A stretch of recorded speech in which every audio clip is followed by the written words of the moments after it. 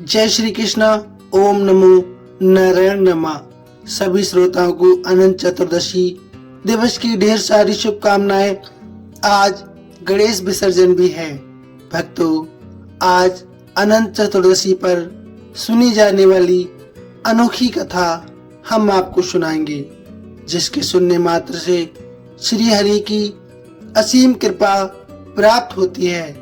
तो आइए भक्तों, बिना किसी देरी के शुरू करते हैं। आप वीडियो को लाइक शेयर कीजिए, साथ ही यदि चैनल पर नए हैं तो सब्सक्राइब अवश्य कीजिए।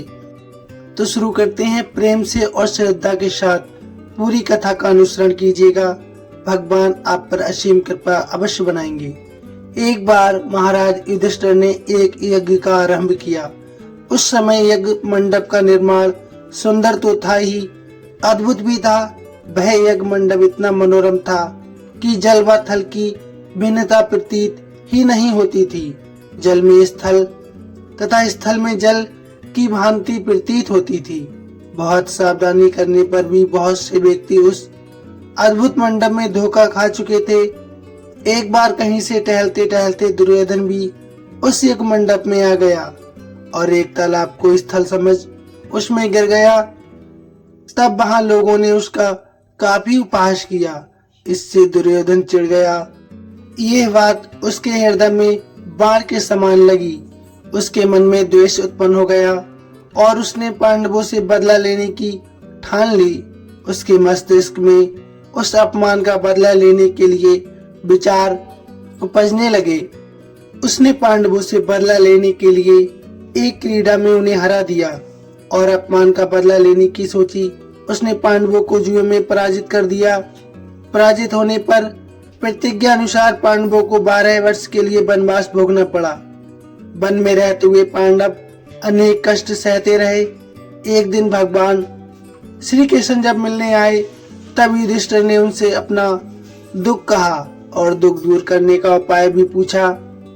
तब श्री कृष्ण ने कहा, हे युधिष्ठिर, तुम विधि पूर्वक अनंत भगवान का व्रत करो।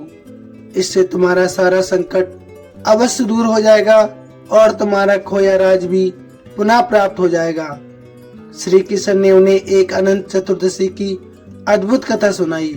सो प्रिय, अब हम आपको वह सुनाते हैं।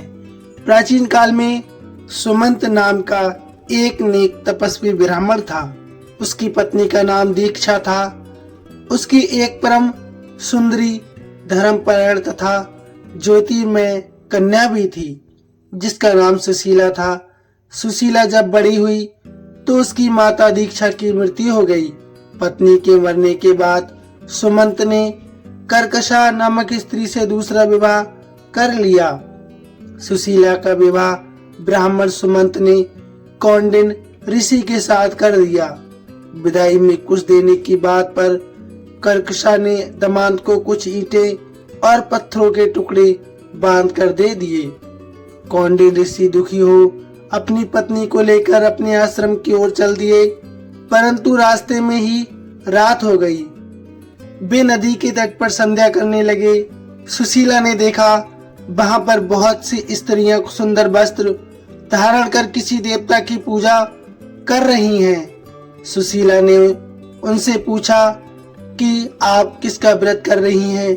कृपया मुझे उसकी विधि पूर्वक संपूर्ण जानकारी बता दीजिए। उन्होंने सुशीला को विधि पूर्वक अनंत चतुर्दशी व्रत की महत्व बता दी। सुशीला ने वहीं उस व्रत का अनुष्ठान किया और 14 गांठों वाला डोरा हाथ में बांधकर ऋषि कौंडिन्य के पास आ गई। कौंडिन्य ने सुशीला से डोरे के बारे में जब पूछा तो उसने सारी बात बता दी। उन्होंने डोरे को तोड़कर अग्नि में डाल दिया। इससे भगवान अनंत जी का अपमान हुआ। परिणामतः ऋषि कौंडिन्य बहुत दुखी रहने लगे। उनकी सारी संपत्ति नष्ट हो गई। इस दरिद्रता का उन्होंने अपनी पत्नी से कारण पूछा तो सुशीला ने भगवान अनंत का डोरा जलाने की बात को दोहरा दिया। पश्चाताप करते हुए ऋषि अनंत डोरे की प्राप्ति के लिए वन में चले गए। वन में कई दिनों तक भटकते भटकते निराश होकर एक दिन भूमि पर गिर पड़े। तब अनंत भगवान प्रकट होकर बोले, हे ऋषि कौंडिन्य, तुमने मेरा तिरस्कार किया था, उसी से तुम्हें इतना कष्ट भोगना पड़ा है। तुम दुखी हो गए, अब तुम्हें पछतावा हो गया। मैं तुमसे प्रसन्न हूँ। अब तुम घर जाकर विधि पूर्वक अनंत चतुर्दशी का व्रत करो। 14 वर्ष पर्यंत व्रत करने से तुम्हारा दुख दूर हो जाएगा। तुम धन दान से संपन्न हो जाओगे। कौंडिन्य ने वैसा ही किया। उसने अनंत चतुर्दशी का व्रत श्रद्धा और विधि पूर्वक किया। अनंत चौदस का 14 गांठों वाला धागा बनाकर अपने हाथ में बांध लिया। विधि पूर्वक और भी पूजन किया, जिससे उसके सारे क्लेश दूर हो गए और उसे अंत समय में मुक्ति मिल गई।